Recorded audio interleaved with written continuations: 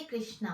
मैं अर्चना आप सभी का स्वागत करती हूँ हमारे इस चैनल पर रिलीजियस टू स्पिरिचुअल। यहाँ पर हम बातें करते हैं स्पिरिचुअलिटी के बारे में, कोशिश करते हैं अपने मन में छुपे हुए सवालों के जवाब ढूंढने की।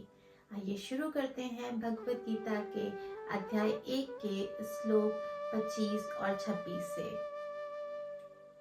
भीष्मद्रोणे प्रमुक्ताः सर्वेषां च महिषिताम् उवाच पार्थ पश्येतान् संवेतान् कुरुनिति। तत्र पश्चात् स्थितान् पार्थः तत्रान् पितामहान् आचार्यान् मातुलान् भ्रात्रान् पुत्रान् पौत्रान् सखिस्तथा श्वशुरान् सुहृदश्चैव सैन्योरुभयोरपि।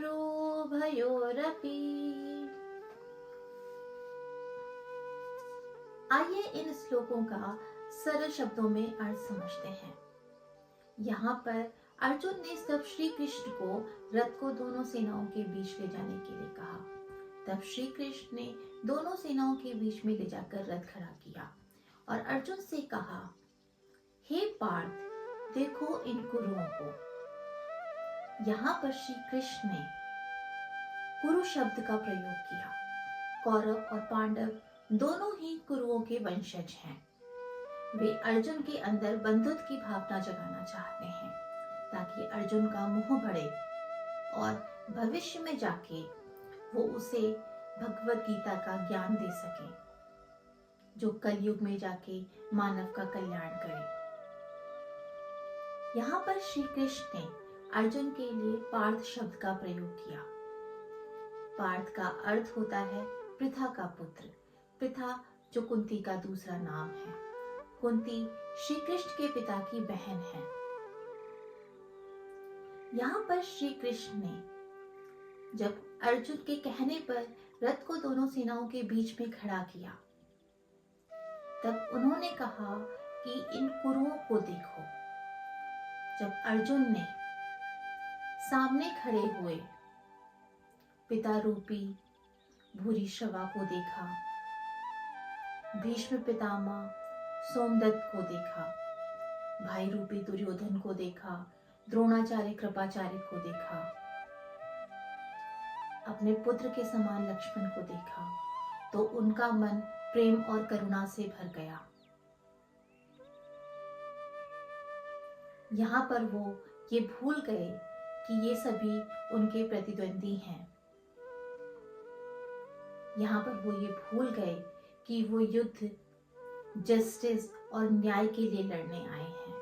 वो धर्म के लिए इस युद्ध को लड़ रहे हैं।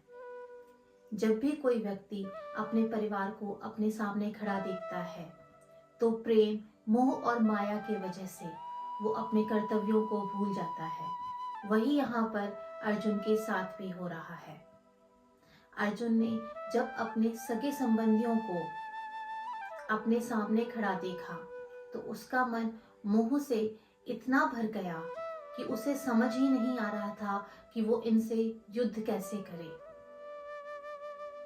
जब हम धर्म के मार्ग पर चलते हैं तो हमारे सामने कठिनाइयां आती ही हैं।